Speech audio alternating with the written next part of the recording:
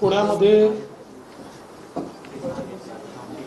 जी एक अतिशय गंभीर घटना घडली, त्या घटनेच्या संदर्भात आपल्याला कल्पना आहे की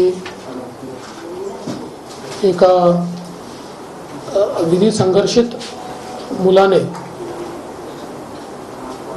गाडी चालवत असताना त्या ठिकाणी ॲक्सिडेंट केला आणि दोन लोकांचा, एक तरुण आणि एक तरुणी यांचा त्याच्यामध्ये मृत्यू झाला। आणि त्यानंतर घडलेल्या ज्या घटना आहेत या संदर्भात लोकांमध्ये देखील एक संताप आणि नाराजी ही आपल्याला पाहायला मिळाली। या संदर्भात आज मी पोलीस विभागाची बैठक घेतली। आत्तापर्यंत काय घडलेलं आहे,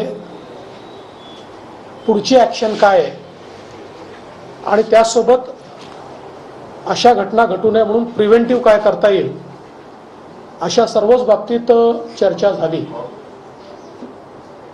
मुळातच ही घटना घडल्यानंतर पोलिसांनी कारवाई करत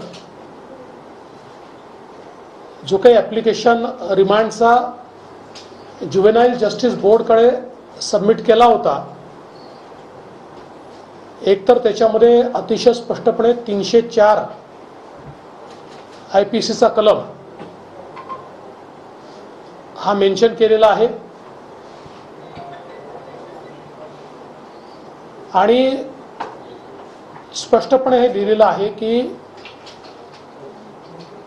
हा जो काही मुलगा आहे हा 17 वर्ष 8 महिन्याचा असल्यामुळे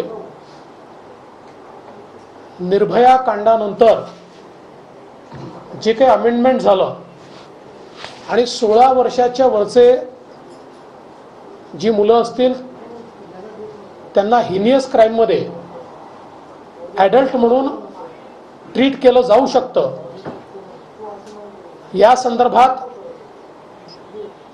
ही रिमांड ॲप्लिकेशन देखील माझ्याकडे आहे। अतिशय स्पष्टपणे हा मुद्दा मांडलेला आहे।